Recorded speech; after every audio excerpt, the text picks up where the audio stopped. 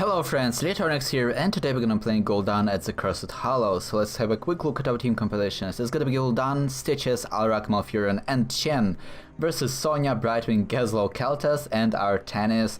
And immediately we have the beautiful synergy from Gul'dan and Malfurion.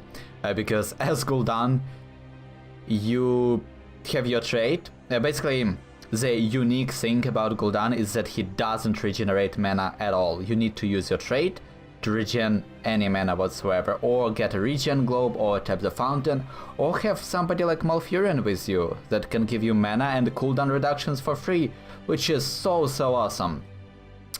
And the very important part is that Gul'dan is actually very strong right now. Everybody is kind of going for their Li Ming, and that's pretty much it, right? The most contested mage right now is Li Ming, and I don't think that's necessarily a right call, right now, because Gul'dan does better things that he does. He has more consistent damage. It's much harder to dodge his skill shots than that of Li Ming. So for example, when I was playing Hero League, so when I was in Diamond, right after the MMR reset, I had 80% win rate as Li Ming, and then when I got promoted into Master, it equalized to 50%, so it kind of shows you that people at higher ranks actually know how to play versus Li Ming, how to dodge her skill shots, and it's much harder to play her, whereas as Gul'dan, it's so easy to land your skill shots, you get so many guaranteed hits. It's just, look at this. There's nothing the enemy team can do versus this. They are already at half health from just my usual damage output. And now we have our another poison here. And they do have Brightwing, so they will have decent time doing the sustain. Oh my god, this is so beautiful. Look at this. You need to respect Gul'dan, come on. Otherwise he will just wreck you. Look at that, 7,000 damage.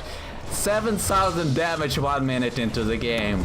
And that's something that Li Ming, I will say it right now, as Li Ming, if I was playing Li Ming right there, there was no way I would be able to land that many skill shots that easily, because they had turrets, they had good tanks protecting them, they actually played really well in that engagement, overall, because they had Sonya, they had Artanis being in the front line blocking all of the skill shots and everything, but Gul'dan doesn't care if you block him.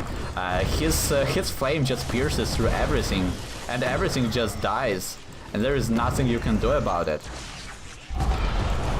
That's kind of why he's so strong right now, there is nothing you can do versus him. As a good tank, you are so used to just blocking the skill shots for your team, making sure that they don't get stabbed too much, but versus Gul'dan you cannot do it. Look at that. Look at how much damage he's actually been taking. No, he was actually a little bit out of range, and now he re-engages. Oh, I killed myself. Well, I kind of overestimated myself. I thought I had enough mana to kill him, but then I saw, I wasn't able to cast my Fel Flame, sadly. Well, look at this, 13,000 damage. It's so devastating, so cool. And yeah, not a lot of people actually play Gul'dan. Well, that's actually not true. Lately I've seen a lot of Gul'dan plays in Hero League, and I think that's because people kind of realize that all you really need to do as Gul'dan is kind of stay relatively safe in the mid-range, somewhere like that, and you can just wreck the enemy team. And then you have your Fear, you can even go for Rain of Destruction. By the way, the weird thing about Rain of Destruction is that it has actually better win rate than the Fear, and that's the thing that should never be the case, because let's be honest here, it's literally random. So you would never think that such a random talent would have such a big would have any impact whatsoever, but somehow, well, I actually know what's kind of the reason behind that is because people after basically winning, they just go for the fun talent. After already winning the game, they just go for the fun talent. And in Gul'dan's case, it's Rain of Destruction, right? So that's kind of how that works. Look at that. There is nothing bright. Oh my god, Gul'dan is so fun to play. Especially when you have Malfurion constantly healing you and giving you that mana you need. Oh, it's so cool.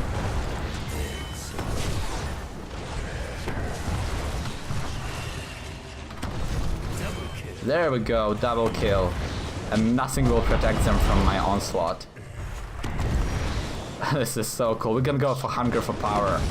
So yeah, let's talk about our build here. So we went for Echoed Corruption. It really offers you a lot in the late game. Then we have our... Oh my god, that Keltas made a huge mistake there. We went for Echoed Corruption. Late game is very devastating because of the synergy with Ruinous Affliction. You are basically guaranteed, almost guaranteed to land 3 hits of your Corruption on somebody and proc that extra damage. Also it allows you to zone a little bit better because it actually creates a space where an enemy team cannot really stand, otherwise they will take lots and lots of damage. So that's other functionality for that talent. It's basically like Blizzard, except it does more damage, and you don't need to combo it with the Jaina Straight, right? You just do it by default. It does a little bit of, like, it's a little bit delayed because it's a poison, but it's still pretty damn awesome. Oh no, Keltas got us. But we should be... Why did you... No, you killed me! Why did you kill me like that? Why? Oh my god, he actually killed me. Wow, Chen actually killed me. Not Chen, Stitches. Stitches actually just straight up killed me. Oh, that was so awful. Because there was nothing Keltas would have done to me because I had... he already used his stun. So I would have just drained life. But the other thing about Gul'dan is that he actually can heal himself. Which is not something mages can really do in Heroes of the Storm. And that healing is actually pretty awesome. Like if you... heal yourself versus other mages, like if they just skill shot you and all you do is heal yourself and they cannot interrupt it, you can have a really good time because there's no way they're gonna be able to kill you at all.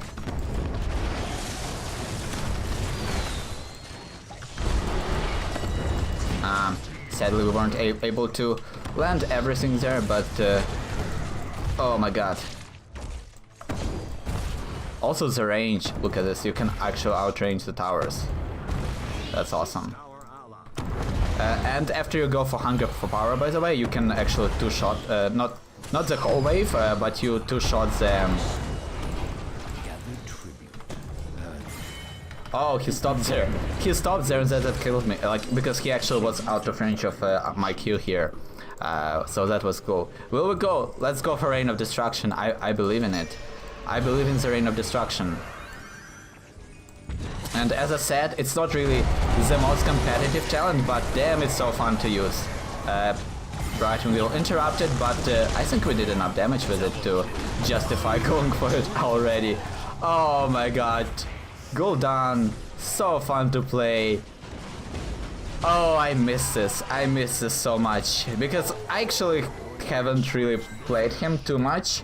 I actually tried him in Hero League and it was like I didn't play enough games to justify like any statistics, right? I played 2 games as Gul'dan, but those both games were really fun because there was nothing the enemy team was able to do versus us.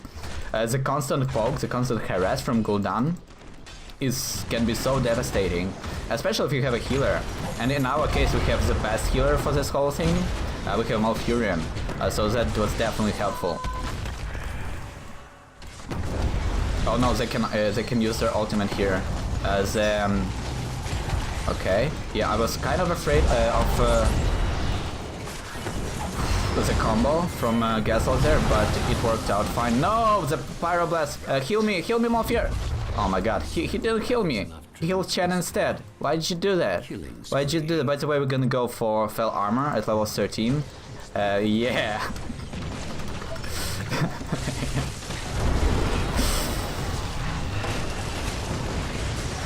We're gonna go for Fel Armor, yeah. That way we won't be able to, like, there will be no way Keltas would kill us with the Pyroblast from that point on. And it's so easy to proc too. You just need a tank somewhere in your vicinity, and you just Oh no, the tower! Why do you attack me, tower? Why do you hate me so much, tower?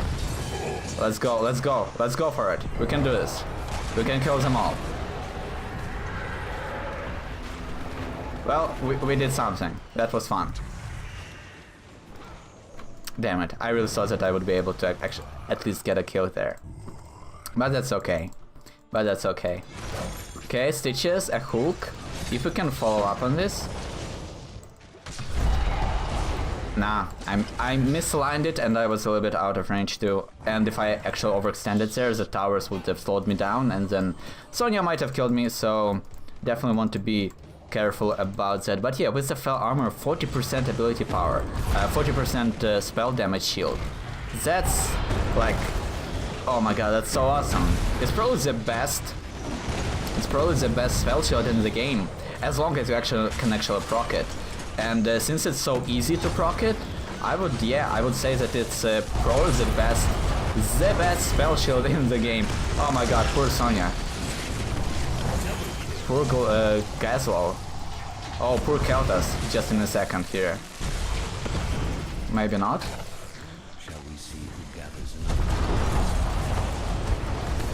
Poor Keltas, there we go. Oh wow, this is amazing. By the way, I should kind of give credit to my team because they play super aggro, and it really allows me to just do whatever I want in the backline, because everyone is so concerned to dying to Aurak, to be hooked by Stitches, to be harassed by Chen, that nobody really pays attention to me, and that really allows me to work. And that's kind of what you want as Gul'dan. Like if you can just do whatever you want, like there is no way enemy team survives the fight. Like you cannot leave Gul'dan alone.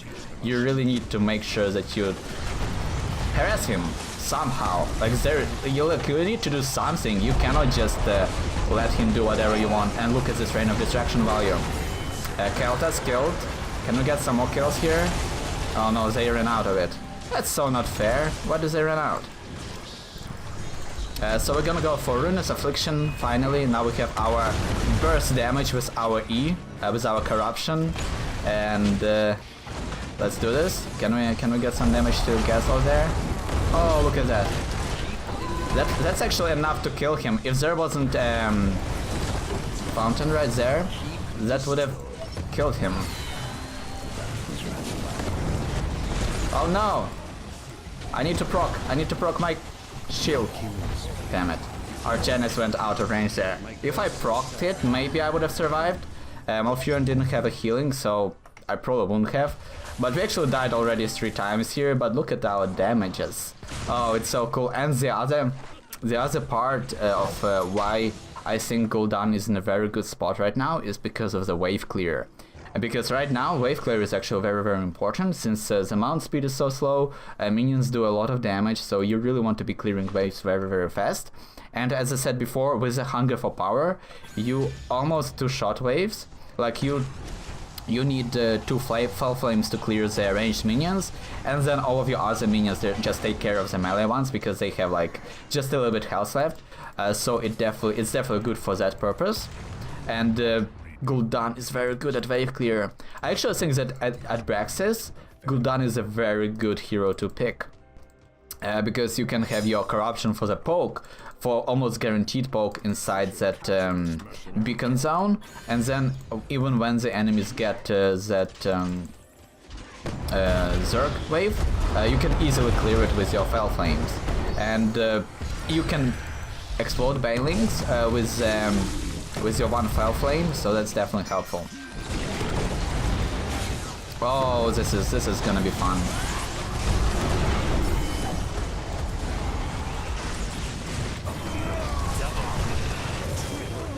Triple kill! Can we just kill all of them here? Can we just kill all of them here?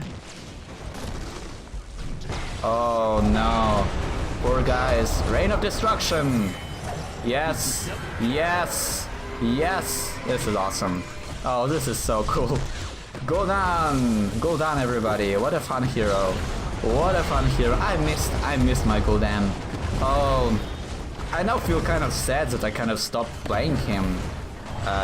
But Whew, it's devastating, and it's not even like even like that this was a very unfavored matchup. Maybe because they had gas loads, so he wasn't really able to contribute to their team.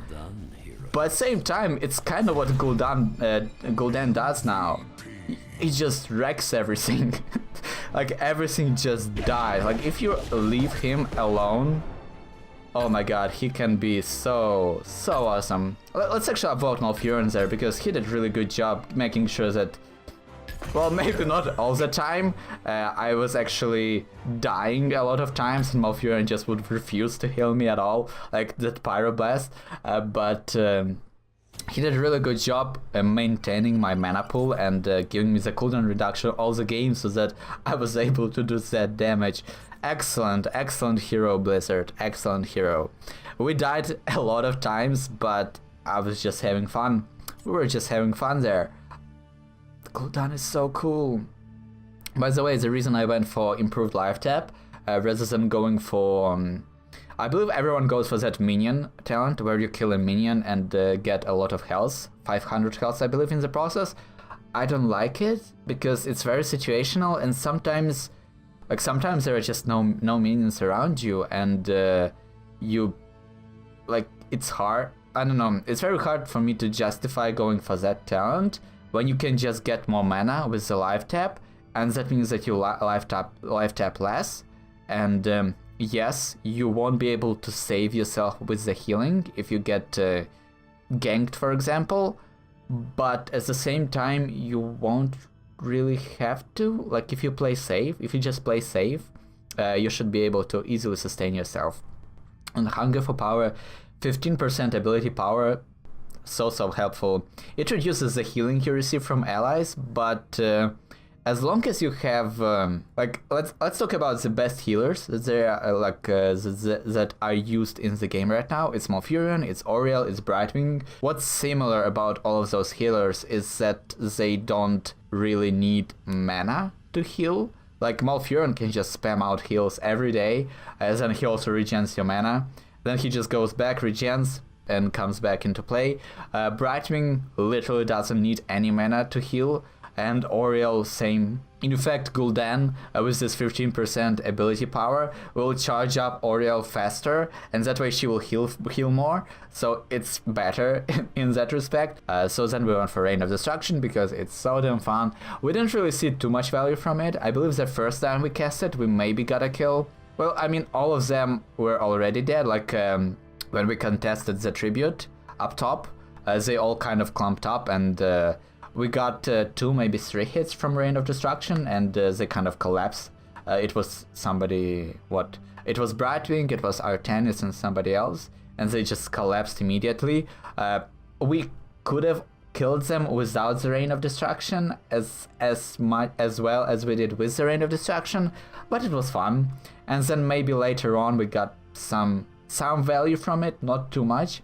But I actually think that people kind of underestimate this talent, because as much as it's random, it's also almost a guarantee, because there are so many meteors that, I mean, you're almost guaranteed to land at least 2, maybe 3 hits into each person. And it also forces the enemy team to kind of spread out and panic, because they don't want to get hit. Because every hit from Reign of Destruction might be their death, might be what brings them to the point where they can be killed, or might be something that will force them, like will kill them. So it kind of forces them to spread out, leaves their tanks, leaves their bruisers alone, and just run. So it can be used like as a zoning tool. Like it's a very good zoning tool. That's what I'm trying to say here. So it definitely has its uses. Fel Armor, I thought that it would protect me from Pyroblast, and maybe if I was a little bit better with my health management, maybe if I, well, not a little bit better, but if I wasn't so aggressive with my life tapping, maybe it would have mattered, because as much as spell shield is good, you also need health to protect yourself from the Pyroblast, and I was always below half, which is not really the best. And then when that Pyroblast actually hit us, when we missed the Artanis Q, that actually hurt. That was like, why did I even go for Fel Armor if I didn't proc it, right? I also shouldn't have ran from it, because at first I was like, okay, I will go into melee range, I will make sure that Pyroblast hits as fast as possible, and then when I missed that Q on Artanis, I kind of panicked and ran away. I should have stayed there and maybe cast another Q to make sure that we have a chance of surviving that. But we didn't have a lot of health either, like we were at 20, maybe 25% health, so it probably would have killed us anyway. And then Ruinous Affliction, oh my god, this is so awesome. So what it does is that Corruption now actually deals damage on impact, which is awesome, especially considering that we went for Echoed Corruption, so potentially we can hit 6 times for 150 damage at that point, at level 16. 6 times for 150 damage each strike. Oh, it's so much damage. It's so much damage. And then if we hit 3 times in a row, it's just a huge burst of 500 damage, just like blows up in their face. And it's just a good talent. It's what Gul'dan does, and the fact that it has such a long range, you can actually use your ease as a tool to harass somebody like Hammer when she's sieged up. And it's actually pretty good at that, because if Hammer just tanks your Ruinous Affliction after you stacked your Echoed Corruption, I think she will just die. If she doesn't have any shields, any healing, I think she just straight up dies, like right there. So it's definitely important to understand that. At level 20, we'll probably go for the amplification of our Rain of Destruction, and yep, that would have been so great, because that's slow, 90% slow. Oh, it works so well. You still need to hit your Rain of Destruction, but it really kind of locks the enemy down, and then your team just destroys them. So yeah, Gul'dan definitely a fun hero. He's in a very good spot right now, because as I said, Li Ming, like the best mage in the game, everyone knows how to play versus her. You just don't die and you dodge everything. And she has very delayed abilities, so you can easily do that. And it's very easy to see where she casts them. And all you really need to do is just one step to a side, and that's it.